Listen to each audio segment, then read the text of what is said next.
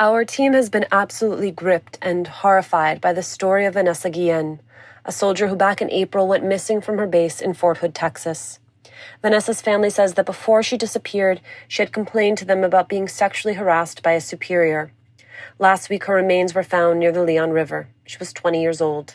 A suspect in the case, also a soldier at Fort Hood, took his own life as authorities began to close in. Another suspect has been arrested and charged with conspiracy to tamper with evidence. Today, I'm with two veterans, Lucy del Gaudio and Pam Campos-Palma. In the first part of our conversation, we talk about Vanessa's death and how the circumstances around it have brought aspects of military culture into sharp focus. In the second part of our conversation, we talk about how they're seeking justice for Vanessa. Over the course of this entire conversation, we discuss sexual trauma and assault in explicit terms. If that's emotionally challenging or triggering or just too much, please take care of yourself. Don't listen with someone you love, or wait until you feel ready. Thank you both so much for taking the time to have this conversation. Lucy, I want to start with you. Why did you decide to join the military? I joined the military just like a lot of us Latinas from lower income demographics. So both of my brothers served in the military, and I had a very frank discussion with them of which, service branch would be better for me. One was a Marine, one was in the Army. So I went with the Army, basically on the shorter boot camp. And that's what made the decision for me. I just wanted to make a better life. I wanted to get outside the doors of Union City and just really try to create something for myself. Pam, how about you? Yeah, it's been interesting the more I think about this origin story. So I'm originally from Boston. My mom is an immigrant from Honduras, and she was the one who encouraged me to enlist. And I just remember she was saying, I fought to be here. I don't want you to lose your potential, and we need to get you to go to college. At the time, I didn't know anybody who had gone to college, and I did not know anybody who had served. And she walked me to the recruiter's office because she wanted to give me a better life. So I went there for college money, and also I wanted to make my mom proud. I wanted her to be proud of me, and I did feel like this country was mine, and so I wanted to serve it. I had a really interesting experience. So I served as a counterterrorism intelligence analyst, and when I signed that line to enlist, I had no idea what it was, but I knew that it was one of the hardest schools to get into. I feel like as a young person, I had people constantly thinking that I was going to fail. I had a guidance counselor who told my mom, kids like yours, they just don't make it in college. And so this school to military pipeline is really, I think, significant. And I also had people that really believed in me. So I was in the Air Force and I was really eager to prove myself. And I had officers that were like, oh yeah, you should be an officer. And I was also really sharp and really good at my job. That's just so interesting because I think part of what we're going to get to in this conversation is some of the gender bias, race and ethnicity bias that you run up inside the institution. And so it is interesting to me that you found it to be a place of opportunity. It's interesting what Pam said too. I experienced that same biases when I first intended on going to school. One of my guidance counselors told me, Lucy, you're really not a higher ed material. You should just go find a good husband and become a wife. And I looked at him like, really? Like, that's what you think of me? Because again, I was raised by a Cuban grandmother who, again, wanted me to become, the best housewife I could possibly become. Lucy, how would you describe the experience of being a woman, being Latina, in the military branch you served in? When I got to basic, when I got to AIT, I met a lot of girls like me, a lot of women like me, Black and browns, Latinas. We had a very small portion of white soldiers with me in basic training at Fort Jackson. So it was very interesting because I kind of met more people with my mindset, and that was to me incredible. But I had to deal with a lot of, I was called really derogatory names. They didn't respect me in a sense because, I came in as a private, so I had nothing, no type of rank. So I really had to build a respect. Pam, I see rigorous head shaking. Yeah, I have to be clear, my experience at the very beginning was an absolute exception. But my experience throughout the military was that gender and racial oppression was really baked into the institution. I testified to Congress last December about this. So I'll just say, I also served during Don't Ask, Don't Tell. And what I think is really interesting is that I served in an era where there was all of these illusions about progress, like women can serve, and, we repealed Don't Ask, Don't Tell. And I came out to myself in the military, but that doesn't mean that there's culture change. I experienced discrimination and violence, and it took me years. It took me years to realize that someone groping me under the table at a Christmas party, at my first Christmas party as a 19-year-old, right, at the unit, was not normal. I was 24 when I went to my first gender violence, event on a campus. And I remember hearing these stories and being like, but that's what happened to me all the time. Like, I saw that everywhere. Rape culture is embedded in the DNA of the military culture. And racial discrimination, xenophobia, Islamophobia is embedded in the DNA and has been normalized for so long. And so in an institution where that is the case, I've gotten asked a lot, why don't people report these things? Why don't people just report? And I've said, you can't report something that is not deemed a problem, because then you're the problem, right? And that's definitely what happened to me. I served in a unit that was had fraud, waste, abuse. And I myself was made a target of racial and sexual discrimination, and I filed an inspector general complaint. And I think the thing that I don't want to be lost is that anyone fighting for justice within such a gridlocked institution has some of the most incredible courage, because it is terrifying. And the bigger thing is people know in the institution that it's a problem. Lucy? I couldn't agree with Pam more. It's so disheartening that we go there to achieve the best that we could be. And we don't raise our right hand in order to get assaulted. For me, it was I didn't know what to do at the point where the harassment started, because one person told me, but that's Lucy, that's just the way it is. What did the harassment look like? I remember walking into, we had like a dress down type of day, and where they told us we didn't have to wear our BDUs and we could come into the office space, just on regular civilian clothes. So I came in with like a pair of jeans, I had my Smith t-shirt on and a pair of Doc Martens. And, one of the higher ups in my office said, don't wear that again, because then I'm going to harass you even more. Pam? We've been talking to so many Latina veterans lately, and it's just been interesting, the pattern of similar stories, the pervasiveness. I'm remembering how at my very first unit, somebody said to me, you're either going to be a mattress or you're going to be one of the boys, which means you're either going to be a slut or you're going to be a bitch. And something that I really experienced is this internalized oppression as well, that in order to not be if you don't want to get raped or harassed, then you have to adopt misogyny and patriarchy yourself just to survive. And I feel so much sadness for my younger self. The big hypocrisy here too is you're in this supposed band of brothers. You're in the supposed camaraderie, like institution where you're literally signed up to take bullets for each other. But these are the very people that are targeting you. These are your own brothers or peers are the enemy. And then the people that you would report to are their brothers.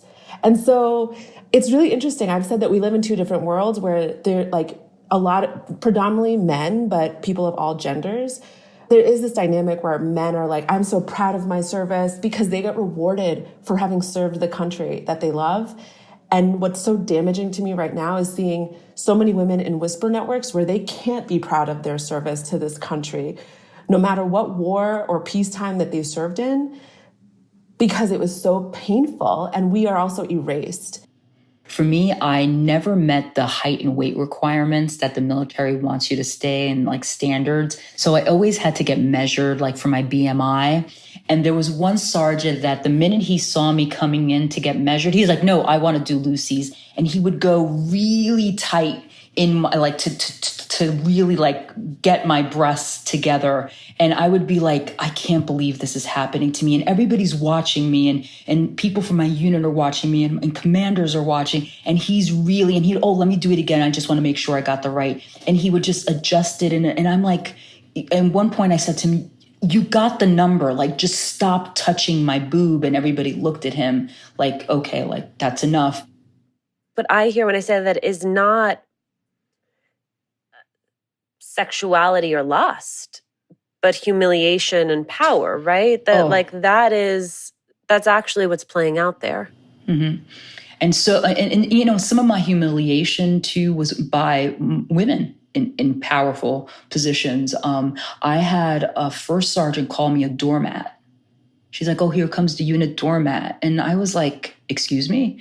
And that, to me, it just left a bad taste in my mouth. And I remember going back to the barracks and everybody's like, Lucy, what's wrong? And I'm like, you know, am I a doormat to people? And that just, again, you know, as much good as there's good parts of my service, and I appreciate, I met some of my greatest friends and some of the, you know, I have, but the bad and the good, it just, and sometimes when I start thinking about the bad and how the last 60, 70 days have really brought up a lot of my bad memories that I've kind of stored away in components in my brain that I really don't want to think about. It's an ugly military for when it comes to women, and we really need to change the culture. Lucy, I do want to loop back to something that I didn't get to and I do think is important, which is that in 2015, you were diagnosed with military sexual trauma, MTS, and post-traumatic stress disorder, PTSD, 25 years after your experience with sexual assault in the military. What did you go through in order to get that diagnosis? Oh, my God. You have no idea. So after I totally left the military, which was 98, so I was forced to leave my active service and become a reservist. So after my service, I said, you know what, I'm not a service member anymore. I didn't identify as a veteran. I think the only way you knew that I served if you knew me personally. So I was at work and I had a confrontation with a gentleman who spoke to me in a tone that just triggered me. And actually, I had a massive panic attack that I thought was a heart attack, and I was hospitalized. And then that's when my husband actually told the physician that when they brought me in, my wife is a veteran. And they came in, and the physician, who was a woman, goes to me, could you talk to me about your service? And then that's when it all came into light, and I told her I experienced X, Y, and Z. This is what happened to me. And then she goes, you know what? I'm going to start treating you for PTSD because of your military sexual trauma. Again, I hid so well.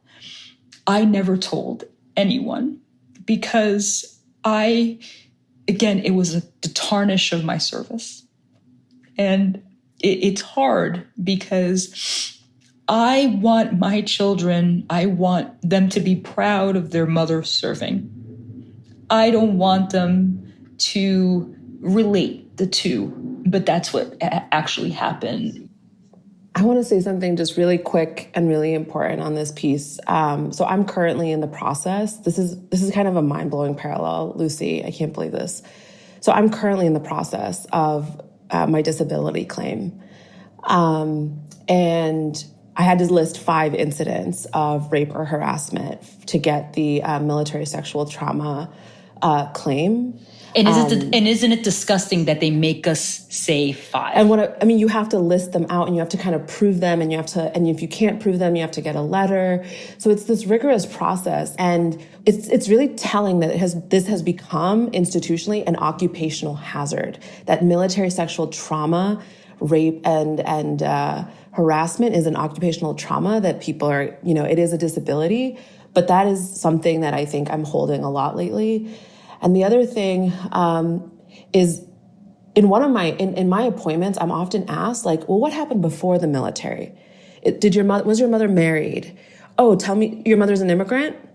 And I also feel that there's racial bias in that those of us that are working class and brown and black, that we must have been damaged goods before we came into the military and that we're not getting those claims paid out. When we talk about reparations for war-affected people, and this is an occupational hazard, who's getting those checks from the government?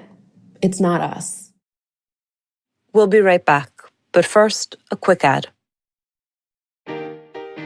Is there something that's getting in the way of your happiness or that's preventing you from achieving your goals?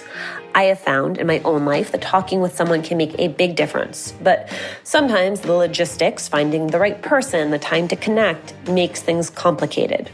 BetterHelp Online Counseling connects you with a professional counselor in a safe and private online environment. You can get help on your own time and at your own pace. You can schedule secure video or phone sessions, plus chat and text with your therapist. BetterHelp's licensed professional counselors specialize in everything from depression to relationships to self-esteem.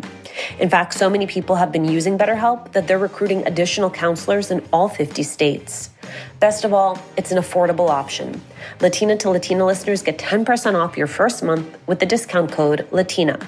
So why not join 1 million people who are taking charge of their mental health? Go to betterhelp.com/Latina. That's BetterHelp, HELP.com/Latina. Vanessa Guillén was one of 5 siblings. An athlete, she played soccer and ran track and cross country. Her family says she dreamed of serving in the military since she was a child. Vanessa wanted to protect her homeland. Now a grassroots effort that's being led by people like Lucy and Pam is asking if enough was done to protect Vanessa. What does justice look like for her? Help those of us who are civilians understand not only how the culture allows that harassment to take place, but why it is so difficult to report it. That was one of the things we heard over and over again with Vanessa Guillén, right? That she would tell her family about this, but she was very scared about going to anyone who actually had the power to fix it. And she was very, very scared about the possibility of a family member intervening and communicating about it on her behalf out of some sense that there would be consequences for them as well. Does that ring true to you? Yeah, absolutely. So when I personally heard that she had told her mother, one of the immediate things is it has to be really bad. Not to generalize, but my own experience is that I wanted to shield my family as much as possible from the realities of the military. I didn't want them to worry.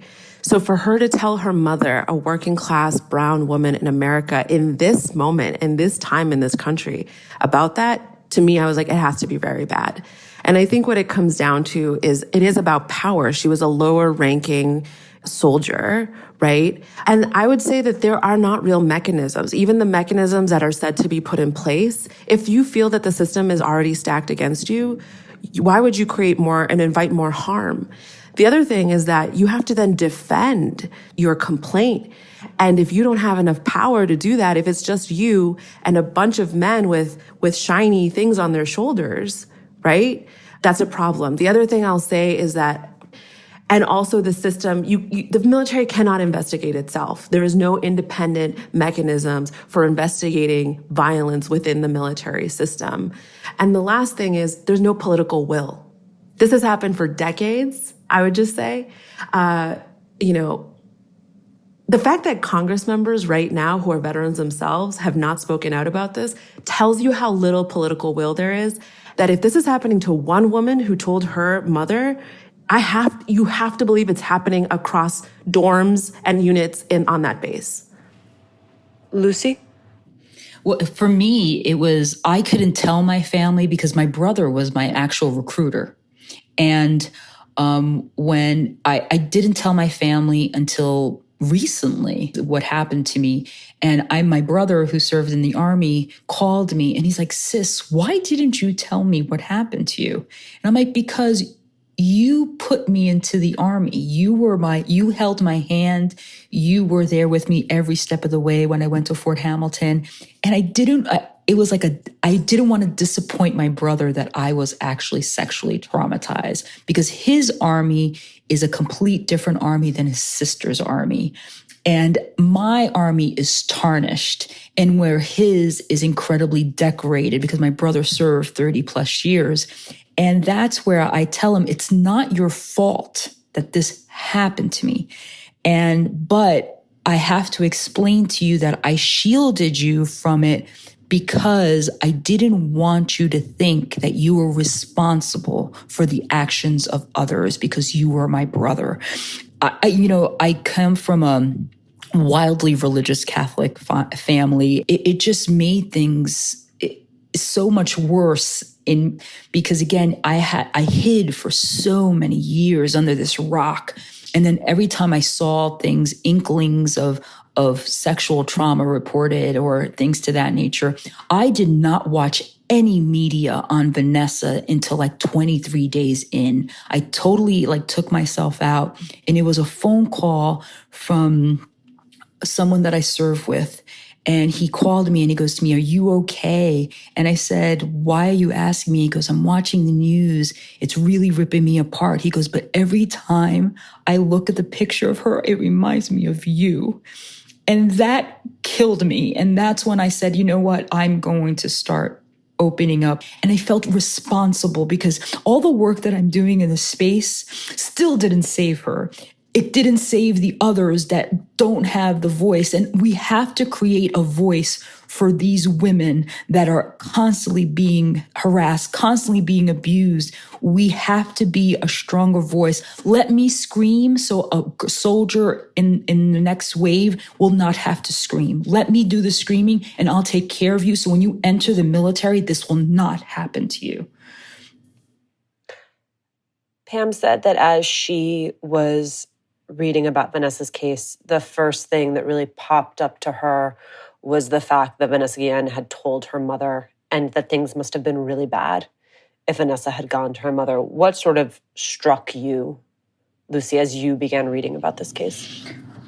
Again, the cultural aspects of it.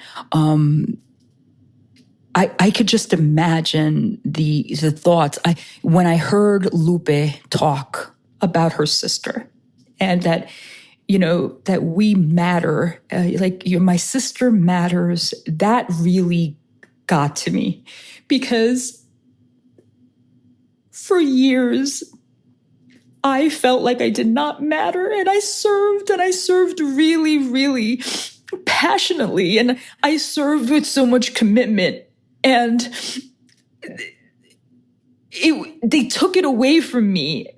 They took that away from me. And where my brothers, you go to their homes and they have all their declarations up and all this proud service. And I have little to be seen because I wanted to get to that pinnacle. I wanted to follow my brother's footsteps. And one person just took that all away from me. And when I saw how she really wanted to serve, and Lupe said she wanted to make her family proud, and that just ripped me apart. And I'm sorry I'm getting emotional, but it's too common. It's a common thread that civilians don't understand. They automatically think that you're in the military and everything is glory, everything is rose-colored glasses, everything is fine. But when you deep down tell them that this happened to you, they look at you differently. I felt like my military sexual trauma was a cloud over my head, this dark cloud that was always following me. Pam? I have a thought that's been rattling in my head. I say that I have a complicated feeling about my service as I do with my country, where on the one hand, I feel this honor, I believe that I am a patriot because I believe that my mother sacrificed and this country is mine. And there's a part of me that feels like no bigot will take it away from me. But when I saw the family, when I saw her mother, I saw my own mother. And when I saw her sister, something that I think cannot be missed. And the reason that the Latino community is so angry is that you immigrate to this country and you give the most precious thing that you have, your daughter. And my mom says it a lot. My mom is the biggest patriot. She has 13 flags in her house, and she says, she loves saying, my daughter served, and I gave my daughter to this country to serve because I believe in its ideals and I want to shape it for us, right? And when I saw her mother, I'm like, how damning that our community is the lifeblood of this country. And we're treated with such disrespect as subclass citizens. And we are one of the highest enlistment demographics. We enlist at higher rates. Puerto Ricans enlist at higher rates. The children of immigrants are enlisting in this military for what? We're tired of being the lifeblood of a country that will not protect us or see us as fully human. And I have seen Black, brown, Muslim communities rally around Vanessa Guillén and that family because this is bigger than also the military. This has to do with patriotism and who gets to be American and who does not. And I am tired, especially in recent years. I have had Latinas especially come to me and say, they have seen my career and they say, I admire you so much, Pam. I'm going to enlist. I want to be an officer. And it crushes me every time. And I have to tell them the real deal of what you're really signing up for. And we should not be put in that position where we want to serve our country, right, in a real way. But it means that it takes our life and our sanity. And so we are saying if there is no justice for this family and for this Latina, then you will not get any more enlistments. And we are boycotting enlistments into the military until Congress does their job because we are not expendable. And the thing that the Guillén family did, the thing that that mother did that is so powerful is she decided that the military is not just this trophy that cannot be touched. And she went after those generals and said, yo tengo poder. Yo vivo aquí también y yo no me voy a ir. I have power and I'm not leaving. And you owe us justice. It's hard to understand how a soldier went missing and that there wasn't immediately an effort to find her. A weapon could go missing and they'll tell everybody to stay on post. You cannot leave until we find this weapon. She went missing and everybody went home, put their heads on their pillows, and went along their day. That's what pisses me off. A weapon has more value than an actual human being. I learned about this through social media and Latino networks. And even then, it was like a month. Like she had been missing for a month. Even at that early juncture, nothing happened. There was no real movement. And the Army can say all they want. And this is what they do every time. They'll get us lost into, well, this happened, well, this didn't happen, well, this didn't happen. And for me personally, it's distracting. Again, they said that they were self-investigating and that they were investigating, but the family themselves publicly said that they were being blocked. And so it doesn't surprise me that the Army now is saying, well, there was no credible evidence of harassment because they've actually never found us credible. And the family said that she was being harassed. So we find Vanessa credible. We find her family credible. And the thousands of women who have shared stories under hashtag #WeAreVanessaGuillén, they are credible. And so when it comes to sexual harassment and violence in the ranks, it is the Army and the Department of Defense who are not credible. She was on base. In the United States and across the world, military bases has the highest level of security. This does not add up. Pam, what does justice look like for Vanessa? I mean, justice, this is the hardest question for me personally, because I don't know that there's anything, it's hard. I just keep thinking about that family.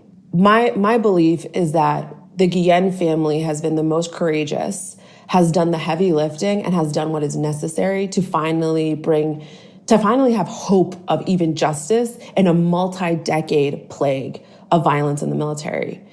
It's not just Vanessa Guillén, it's Lavina Johnson, a Black woman who never got justice, and many other women as well. And so justice right now is about not reform, but completely overhauling this entire system that is plaguing us. Justice means Congress having a hearing. We want Vanessa Guillén's family to have a congressional hearing and for those generals to be in front of Congress. And what justice is their demands. Their demands have been very clear. Fort Hood should be shut down. People that are saying that it's not possible, it is possible. The Army regularly shuts down bases under different initiatives. No soldiers would lose their jobs. They would be reassigned somewhere else. And beyond justice, they deserve reparations for their loss. Lucy, how about you? For me, it's about creating that third-party reporting structure. Commands should not be doing the actual investigation of these allegations. Again, the culture has to change. The third-party investigation, to me, is something that's crucial. I don't understand why we have to report to someone that is idealistically going to protect their own. The boys' club is always going to protect their own. To me, that's justice. No mother should bury their child under these circumstances. Not at all. And I'm a mom of a daughter. I have 4 children. I have 1 daughter. I would never, at this juncture or any juncture, would have allowed my daughter to enter the military because I would not sleep at night knowing that I put my daughter in the same space as me. And when people ask me about joining the military, I used to tell people to do it. I will never in a million years tell a young woman to join at this juncture because I would be an absolute hypocrite to say to someone, join the military. Join the military once they solve this problem. It is a major, absolute abomination of what they structurally do to women. Pam, what would you say to a young Latina who's thinking about enlisting? Oh my gosh. I mean, it's an impossible situation. It is my belief that if we leave a vacuum in the military, that it will be filled with ethno-nationalists. So that is one thing that I'm very nervous about. But right now, we cannot enlist. We are not disposable. We are not expendable. Latinas are too valuable, brilliant. We are hardworking. We are everything. And we should not give our bodies and souls to an institution that will not value us and that did not value our sister enough to do a simple investigation on her disappearance and whose murder is on their hands. As much as I believe in serving this country and in the safety of all people, we need to take a real hard look that enlisting into a military for healthcare and college in questionable wars where we will not be protected and we're treated as subclass is a broken system and part of a sick nation. This is a time of reckoning and we need to take our power back. Latinas should not enlist. We should boycott the military, and we should build our political power in order to do so. And that's what this grassroots movement is doing. If someone is listening and they want to get involved, how can they help? Right now, the biggest support we need is we need voices. We need influencers. We need people to get out there and say, this is the cause that you need to support. Our Latino influencers need to get out there and make it vocal. They need to get out there and show that you are supporting your Latina community. We've gotten a lot of momentum, but we need more. Pam? Congress needs to do their jobs, and Congress serves us, the people. And Latinos, communities of color especially, need to make their voices heard. And so it is critical that people reach out to their congressperson and make it clear that this is important and that we need congressional investigation for this family. Also, we are looking for more signatures from active duty and veteran women. And so the letter is circulating, but if you go to bit.ly.com/justice for Vanessa Guillén, you also can sign on and join us. And I'm going to plea to support organizations that do this fine work. Minority Veterans of America, Vet for the People. If you have deep pockets, I need you to go into your pockets and support the organizations that are making the change, that are out there stomping their feet and making the change, being vocal, making phone calls. The group of women that are doing this work by far are outstanding. I'm like, I guess I call myself the grandmother of the group because all these young women are, they blow me away. I might be the marathon runner in the group, but they blow me away and they've energized me. Because again, in 92, when I experienced I had no one. I had absolutely no one. And it took me 20 goddamn years to find women that are going to stand by me and say, Lucy, you are not alone. And those organizations need support. Lucy, Pam, thank you both so much for your time. Thank you. Thank you. Thank you for having us. Thank you.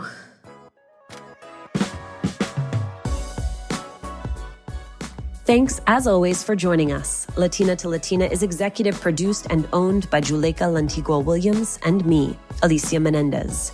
Virginia Lora is our managing producer. Cedric Wilson is our producer. Manuela Bedoya is our social media editor. We love hearing from you. Email us at hola@latinatolatina.com. And remember to subscribe or follow us on Radio Public, Apple Podcasts, Google Podcasts, wherever you are listening. And please, please leave a review. It is one of the fastest, easiest ways to help us grow as a community.